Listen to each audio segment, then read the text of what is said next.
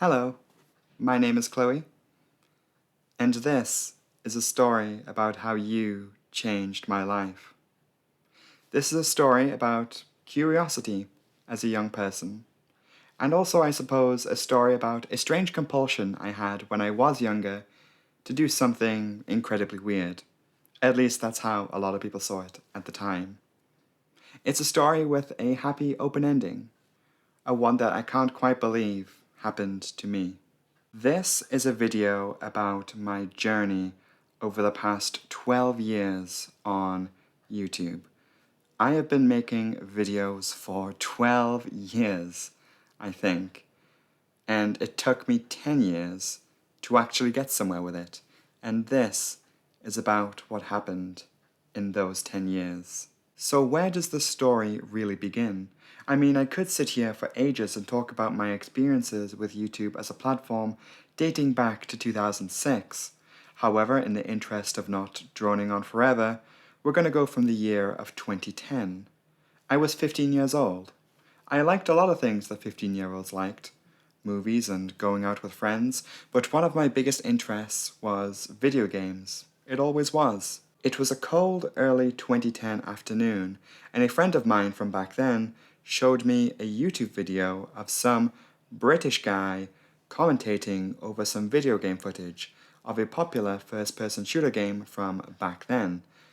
The thing I remember the most about that video was that the guy wasn't very good at the game.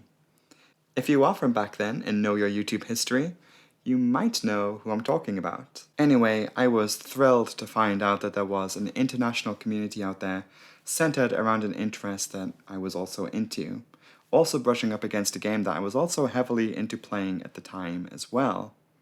I think what drew me in was not only the gaming aspect, but also the fact that these people leveraged their own experiences with said game to sort of put themselves out there as a sort of independent media personality. I was hooked and I wanted to try it out for myself. But how do I do that? I thought. I went back for myself and checked out these videos, only to see that they were professionally captured.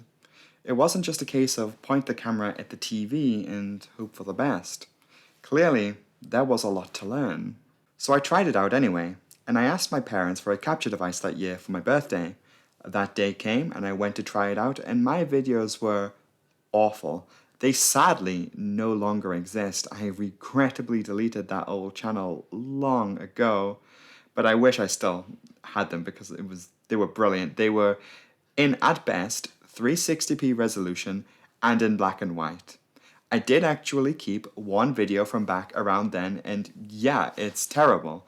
You can barely hear what I was saying. There's so much bad audio static, and the capture was just it was just poorly rendered. There's black bars all the way around the capture. Truly a masterpiece of first video cringe. January 2011 is now the earliest that my uploads date back to. 6 months had gone by and the improvement was comparatively substantial, like the videos were actually in color, albeit still in standard definition.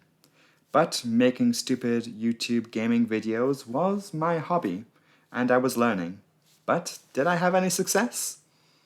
No, not really. I don't even know if this is even still a thing, but back then, community channels were popular.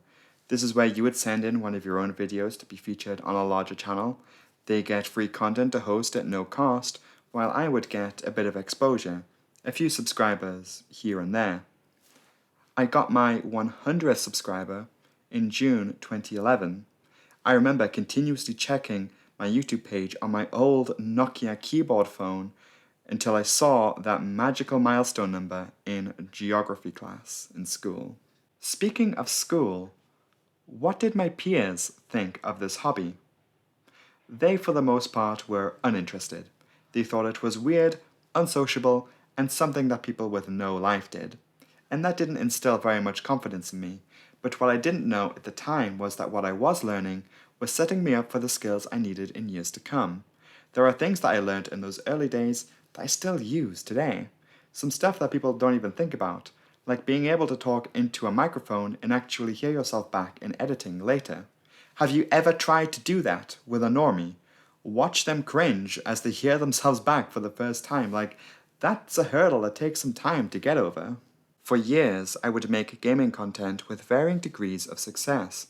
Some series of videos would do better than others, and that's what it was all about, that experimenting phase, seeing what would fly and what wouldn't. Over time, thousands of people subscribed to my YouTube channel, and it was going pretty well for someone who was just having a bit of fun with it. I actually got partnered via a now defunct multi-channel network, so I was making a little bit of money from my videos. I had that side hustle before it was cool. I'd put out a video and it would get a few hundred views, and I was happy with that. I wasn't making that much money, but that didn't matter to me that much at that time and at that age, about 18 in 2012/13. But I did want to see myself flourish and get better as a video maker, and that led to some thinking that, unknowingly at the time, would play a massive role in my life in years to come. I tried to start over in 2015, so there exists a gap of content on this channel from that time, which exists on a side channel, which is really annoying. I wish I didn't do that. YouTube, please let us merge channels. I would really appreciate that. I would love to keep all of my before times content in one place. So now let's jump to late 2016. Here I was in a real job that wasn't bad, but certainly didn't pay very well, and I was making a little extra cash from YouTube. But I sat there one day and asked myself, if I was to start over again with YouTube, what would I make a channel about? What genre would it be? Completely unrelated from gaming, which is what all my content had been about pretty much up till that point. I gave this some serious thought. I wanted to think of something that would actually have a shot at success, having now learned the skills of video production to a satisfactory degree. So I did a bit of looking on the internet space and found that a lot of channels that I liked and a lot of channels that were doing rather well were educational ones. I thought I could lean into that. But how? Now you've got to understand something here. One of my other lifelong passions, totally unrelated to anything mentioned in this video thus far, is aviation. Airplanes and airports have always been a primary interest in my life. I'm neurodivergent and on the autism spectrum, so naturally I spent a lot of time learning about those subjects. When I was really little, my granddad used to take me to the local airport to watch the airplanes. And even for a time, I was putting myself through flying school until that sadly closed down. As a side note, flying school was not cheap. It was a big risk in my life and it drained my income like crazy. And sadly, nothing came of it. My flying school closed before I could complete all of my exams. Let's get an F in the chat for that one. So how did all of that factor into my search for content? Well, most of you watching probably already know. I had a little look around to see what was not being done, and that was when Disaster Breakdown was born. I remembered a bunch of documentary series that I used to watch when I was younger about transportation history and disasters, found them to be interesting, especially when they brushed up against the topic of aviation, so I thought maybe I could do that for YouTube. So in late 2016, I set about making 2 videos for my new channel. Within a couple of weeks they were made and I put them out there to see how they do as a sort of experiment. I never told anyone about the channel, never linked it on my main account. You've got to understand, I wasn't serious about this. It was an experiment. I wasn't about to give up my YouTube channel of thousands of subscribers just like that. Hell no. Those 2 videos never went anywhere. They got basically 0 views, garnering 0 subscribers in their first few weeks. Disaster Breakdown in its first 365 days gained 76 subscribers. So I tried again the following year and 2 videos came out in 2017 and they did a little better, but still nothing in comparison to my personal channel, in which by that point I was again experimenting with miscellaneous content before settling on music, something I would carry on forward to this day. Mid-2018, the 5th video came out and that did a bit better. For the first time I was like, okay. And after that, you could say that I made 1 video on Disaster Breakdown once every 6 months or so. It became a side project. Still not something to take away my main YouTube focus for, but still I would go back and produce a Disaster Breakdown on a biannual basis. So those early episodes have a sort of roughness and charm to them from simply being in an era where it was just a side project. I didn't know what was to come, and I certainly hadn't laid down any kind of routine for their production yet.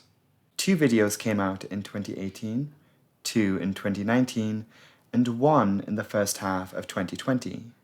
And get this, during that first pandemic lockdown, I put 0 time into Disaster Breakdown.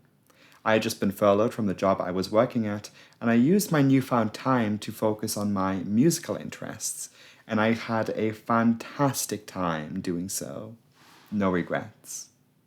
Perhaps as a side note, I might make another video sometime about that quarantine and furlough culture that I'd sort of gotten myself into, and because that will never happen again, it might be worth doing a video on, who knows.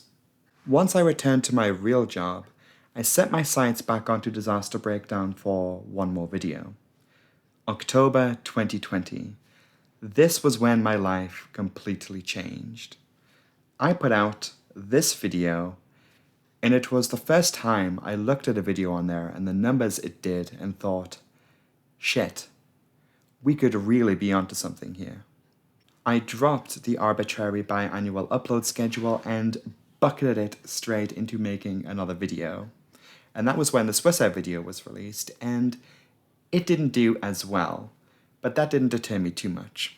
Then, like fate in the UK, there was another lockdown that took place in the month of November 2020, and I was furloughed again. This time, I took the opportunity to make another video. And that was when this video was released, and it did very well. All bets were off. This channel became my main focus for what I thought at the time would be just the next few months. In its first day, this video got 657 views. I had never had a video that got that many views in the first day in the previous 10 years. The window of opportunity was there, and I had to jump for it. Real talk though, to say that I had grown rather disappointed with my position in life as a closeted trans person at the time would be an understatement. I saw this as my ticket to freedom, and it happened by complete accident. It's crazy how things can just work out. I didn't intend for any of this to really happen, it just sort of happened. 2 more videos came out in December of 2020. Over the new year, views were booming. I had never seen statistics like that before. I couldn't believe it when I saw for the first time that I hit 400 views in a 60-minute period. It felt like I had just won the lottery or something. Perhaps, though, it was what happened next that really locked in my motivation to go full-time with Disaster Breakdown. The 3rd COVID lockdown happened in the UK in the months between January and April of 2021. I was furloughed, yet again, and I just never went back to my job. Starting in January of that year, I uploaded once per week on a weekend, and it's an upload schedule I have kept up with to this very day, and I have never missed a weekend. I finally got my little YouTube snowball rolling down the hill after 10 years. And well, here we are at 100,000 subscribers.